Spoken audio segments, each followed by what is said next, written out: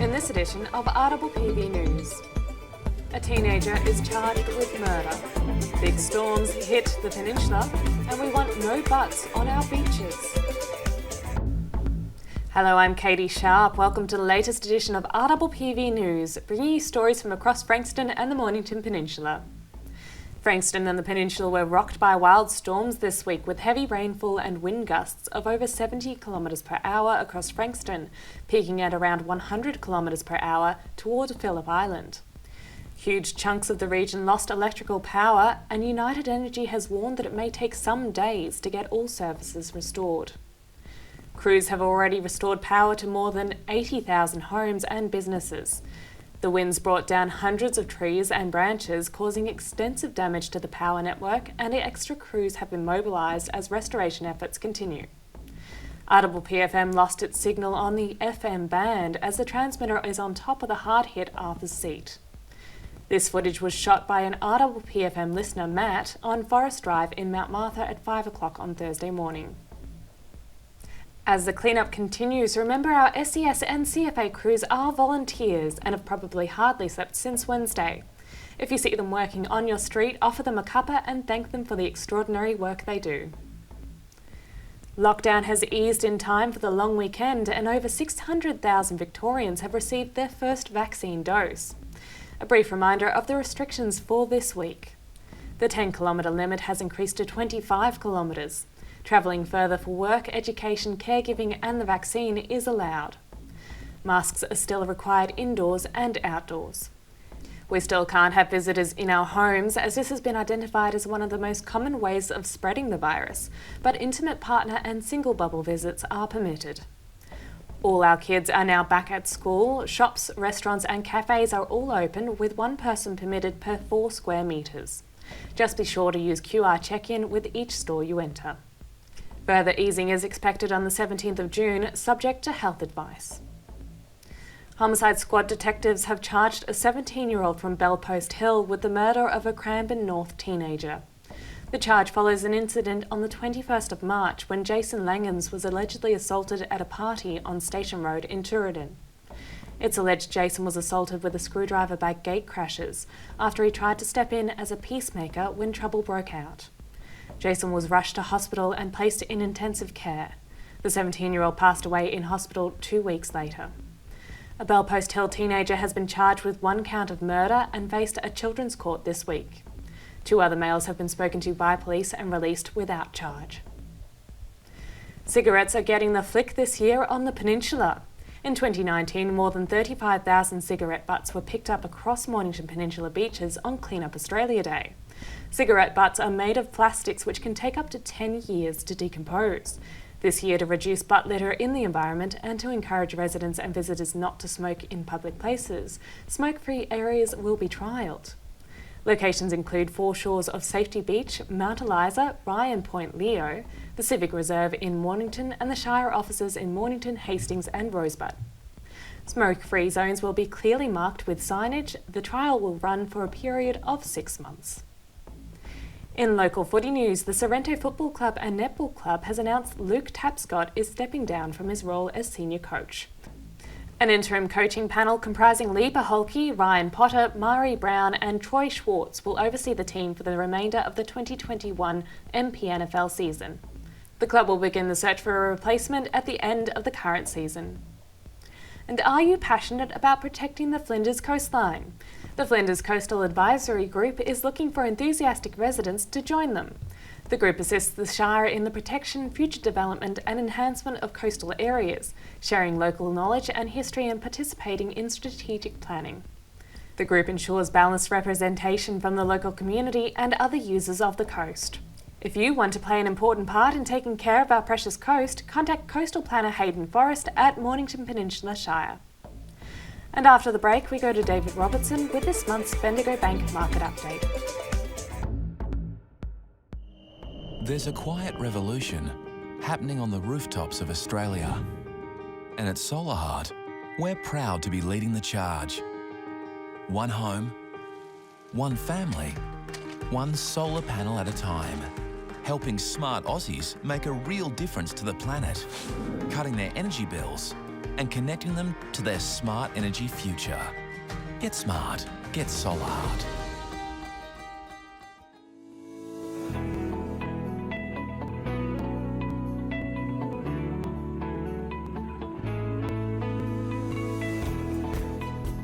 RPPV and Bendigo Bank have a long-standing relationship. Without Bendigo Bank, we wouldn't have a transmitter site, we wouldn't have a studio, we wouldn't have an outside broadcast van, and without them, we can't tell the stories that we think the Bendigo Bank community, our community, needs to hear.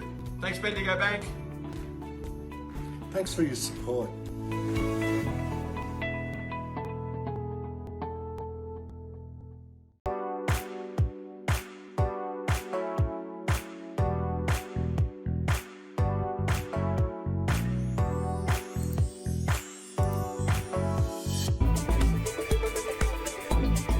Australia's economic recovery continues to gather pace, but the unevenness and the extremes of these unique conditions are ever present.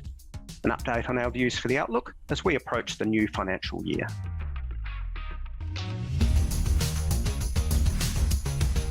The latest GDP numbers showing our economy is well ahead of pre-pandemic levels, together with fresh record highs for stock markets, for property prices, for business confidence and the price of iron ore, all seems to point in one direction.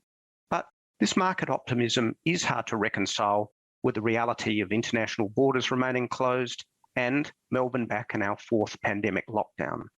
Some sectors of the economy are booming while others are languishing, which does make the ongoing commitment of fiscal support from the federal budget and monetary policy from the RBA a comforting reminder that policy support should remain in place until well after the pandemic is behind us and borders are reopened. The GDP data showed that nationally, the economy grew 1.8% in the first quarter and has grown 8.5% in the last 9 months.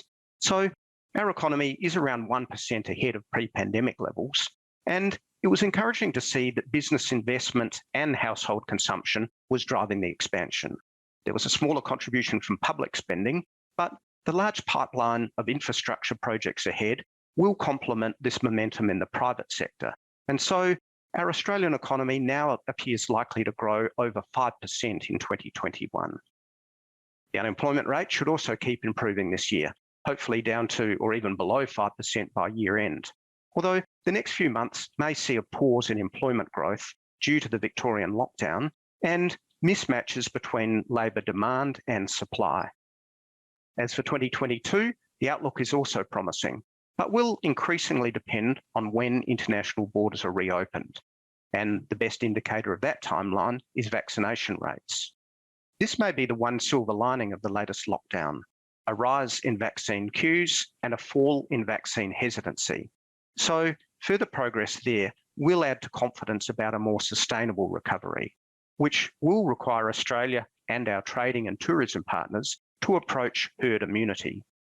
What that will ultimately mean for inflation and for interest rates is another discussion. But higher interest rates, if they come in 2023, which appears the most likely timing, will be a good problem to have, assuming it's being driven by full employment. Our Reserve Bank are insistent that any jump in inflation will be short-lived, but there are signs overseas that global reflation may be setting in more quickly. So we'll keep an eye on what that means for the RBA and unconventional policy settings such as quantitative easing. The markets are taking an optimistic view on all of this.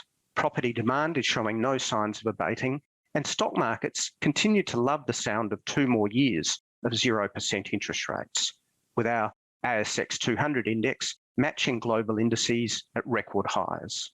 Inflation shocks ahead, or perhaps QE taper tantrums, may add volatility this year, but the sharp rise in job vacancies and business confidence seems to suggest, despite these extreme, unique conditions, that businesses are focusing on the post-pandemic economy and the opportunities that that should bring. And that's the market update from Bendigo Bank.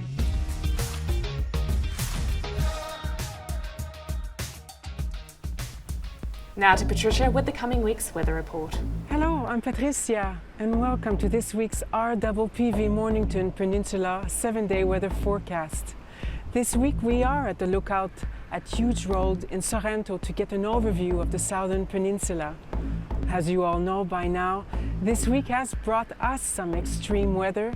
The strong winds brought down trees and power lines all over the peninsula, and even now, several days later, some areas are still without power, including RPPV's radio transmitter tower on Arthur Seat.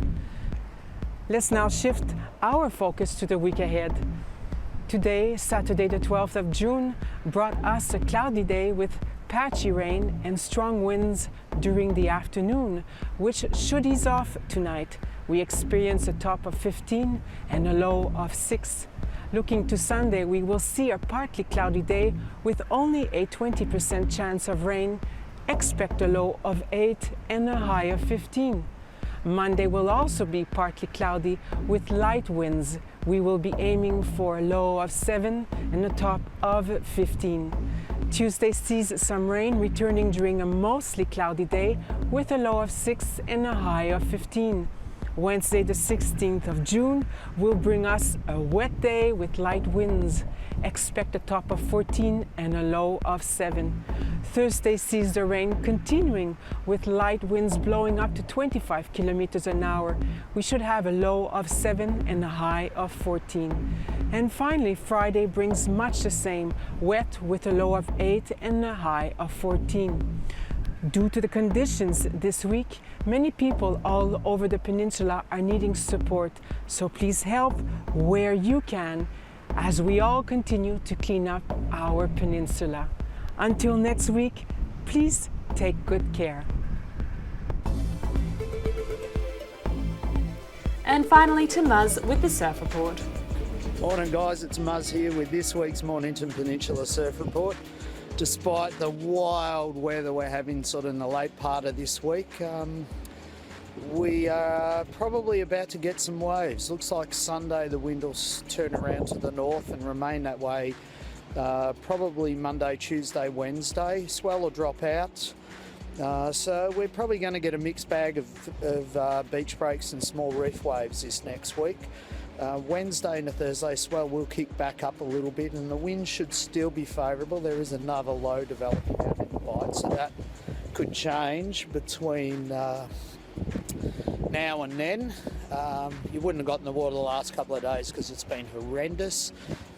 Fishing boats washed up on the beach at Flinders is testimony to that. Last week in the lockdown, didn't seem to affect anyone going surfing. I think Saturday was probably one of the most crowded days I've seen since probably last summer. So it was kind of ridiculous how many crew were in the water. Lockdown's coming to an end, 25 Ks as of tomorrow. So if there was 80 people out at Pine Shoreham last Saturday, in a 10k radius, I hate to think if there's waves there this week how many people are going to be out there. So good luck, get yourself a good winter wetsuit because it's got cold. You will get surf next week. It'll be just interesting to see how much this southerly, southeasterly gale has destroyed the banks along the back beaches. Could make them great, could make them just rotten. So see you in the water and I'll see you next week. And that's all from our team here at RPPV News, serving the community with stories that matter to you. Keep watching and do tell your friends. Stay safe, use the QR codes and get vaccinated if you can. Bringing you the news from coast to coast across Frankston and the Mornington Peninsula, I'm Catie Sharp. See you for the next edition.